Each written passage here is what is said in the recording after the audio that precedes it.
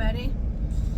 It is almost 9 and I am gonna run over to the chicken barns and shut the bins off. So I have to close the slides on the feed bin, which will make it so that there's no more feed running into the barns.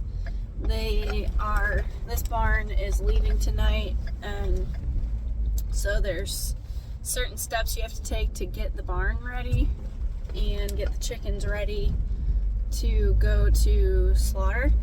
And one of those being that you don't want feed in the chicken's digestive system. But if there were feed in their digestive tract and it ripped open during the butchering process, then it would contaminate the meat, and they would have to basically shut down the plant and clean everything, sterilize it, and just there's 2 little slides on both bins, and you close them.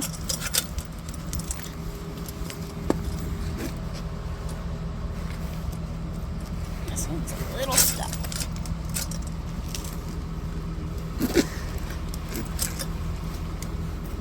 Oh, okay, that one does not want to go.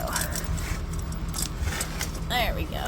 Okay, that one's good. The other one should be closed, but we better check. Oh no, it's empty.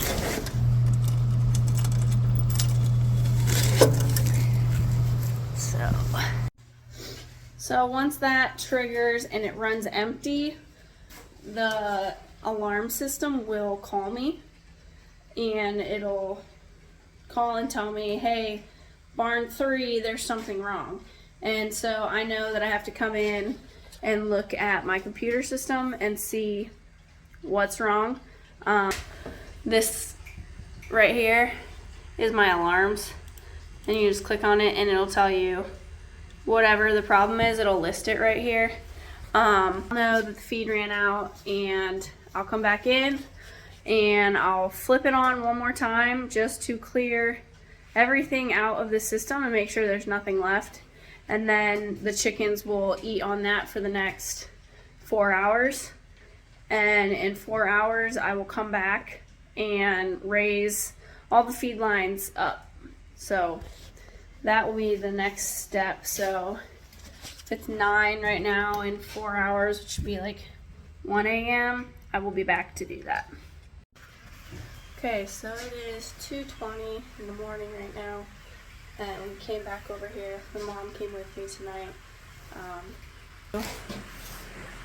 Take all these out, which we already started, and then we have to go put all the feed lines up.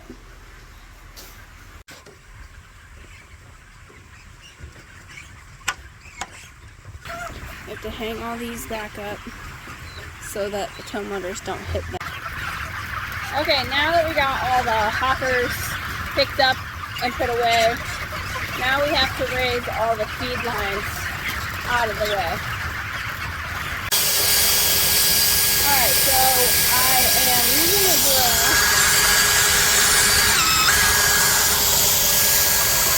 connected to a pulley on the ceiling, and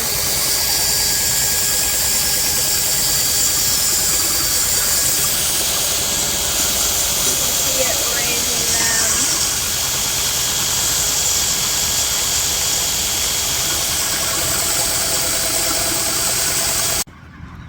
Okay, got that part done.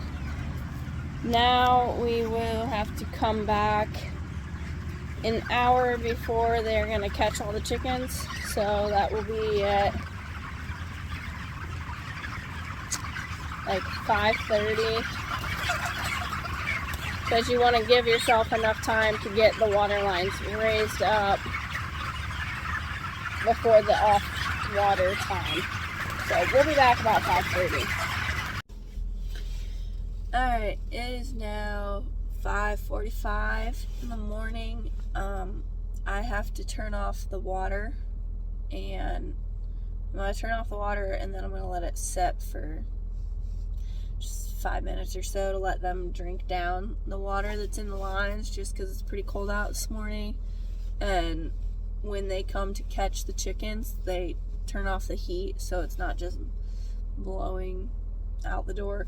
So I don't want my water lines to freeze, so I'm going to try and let them drink down some of the water that's currently in there. So we'll go turn the water off first. Just turn all these off.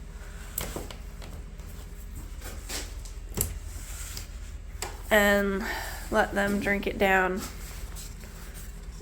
You can see it stopped moving. The meters quit moving, so we'll give them about 5, and then I will start raising all the lines up. So basically, you have to move all the water lines and all the feed lines up, because when they come in to catch the chickens, they use, it's like a tow motor type, and they'll come in with a cage on the front, and so everything has to be out of their way so that they don't hit anything with that. The schedule that they do is you close the feed bins 8 hours before the chickens leave, and then they have another 4 hours to eat out of the feed pans, whatever is currently in the feed pans. And then after those 4 hours, you raise the feed lines, and then in an hour before catch, the water lines go up. So that was the schedule of events for the night, and it's really not my favorite because I don't get to sleep very much during these times. So yeah, but I'll give them a few minutes and then I will go in and raise the water lines.